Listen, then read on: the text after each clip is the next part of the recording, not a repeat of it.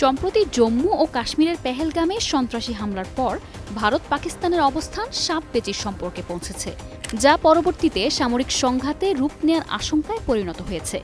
এমন পরিস্থিতিতে উত্তেজনা নিরসন সহ সংকট সমাধানের আহ্বান জানিয়েছে ক্ষমতাধর রাষ্ট্র যুক্তরাষ্ট্রসহ বিশ্বের বিভিন্ন দেশগুলো। কিন্তু উগ্রবাদী মনা প্রধানমন্ত্রী মোদির বরাবরই যেন ঝামেলাই পছন্দ।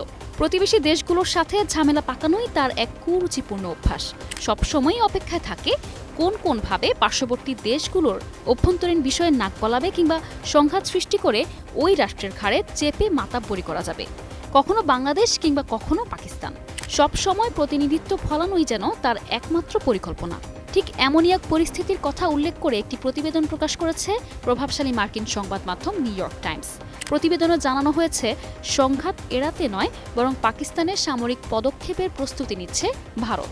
প্রকাশিত ওই প্রতিবেদনে আরও বলা হয়, কাশ্মীরে হামলার পর প্রধানমন্ত্রী নরেন্দ্র মোদি ইতোমধ্যে বিশ্বের ১ ডজনেরও বেশি দেশের নেতাদের সঙ্গে ফোনে কথা বলেছেন। পাশাপাশি দিল্লিতে অবস্থিত শতাধিক কূটনৈতিক মিশনের কর্মকর্তাদের সঙ্গেও ভারতের পররাষ্ট্র মন্ত্রণালয় নিয়মিত আলোচনা চালাচ্ছে। এদিকে দুই দেশের সীমান্তবর্তী এলাকায় টানা কয়েক রাত ধরে গোলাগুলির সংবাদও উঠে আসছে বিশ্ব গণমাধ্যমগুলোতে।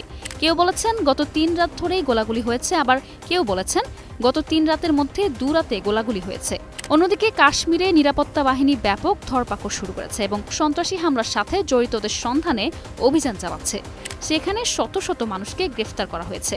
এর আগে পাকিস্তানের দিকে বয়ে যাওয়া নদীগুলোর পানি প্রবাহ বন্ধ করার ঘোষণা দেয় ভারত। সেই সঙ্গে পাকিস্তানি দূতাবাসের কিছু কর্মী ও ভারতে সফররত পাকিস্তানি নাগরিকদের দেশ ত্যাগের নির্দেশ দেওয়া হয়। পাকিস্তানও পাল্টা প্রতিক্রিয়া হিসেবে ভারতের সাথে দ্বিপক্ষীয় চুক্তিগুলো, বিশেষ করে কাশ্মীর সীমান্তে নিয়ন্ত্রণ রেখায় যুদ্ধবিরতির চুক্তি স্থগিতের ঘোষণা দিয়েছে। এদিকে হামলার ৫ দিন পরও ভারত সরকার আনুষ্ঠানিকভাবে কোনো সন্ত্রাসী গোষ্ঠীর নাম ঘোষণা করেনি এবং হামলার সঙ্গে পাকিস্তানের জড়িত থাকার পক্ষে খুব কম প্রমাণ প্রকাশ করেছে। অন্যদিকে পাকিস্তান সরকার এই হামলায় নিজেদের জড়িত থাকার অভিযোগ সরাসরি অস্বীকার করেছে। মূলত পররাষ্ট্র মন্ত্রণালয়ের কূটনৈতিক ব্রিফিংয়ে ভারতীয় কর্মকর্তারা পাকিস্তানের অতীতের সন্ত্রাসবাদের সহায়তার ইতিহাস তুলে ধরেছেন। তারা জানান, সর্বশেষ এই হামলার ঘটনায় তদন্ত চলছে এবং হামলাকারীদের পাকিস্তানের সঙ্গে সংযোগ রয়েছে এমন কিছু প্রযুক্তিগত প্রমাণ পাওয়া গেছে। এমন পরিস্থিতিতে বিশ্লেষকদের একটাই প্রশ্ন, আসলে কি চায় ভারত, সংঘাত নাকি সমাধান?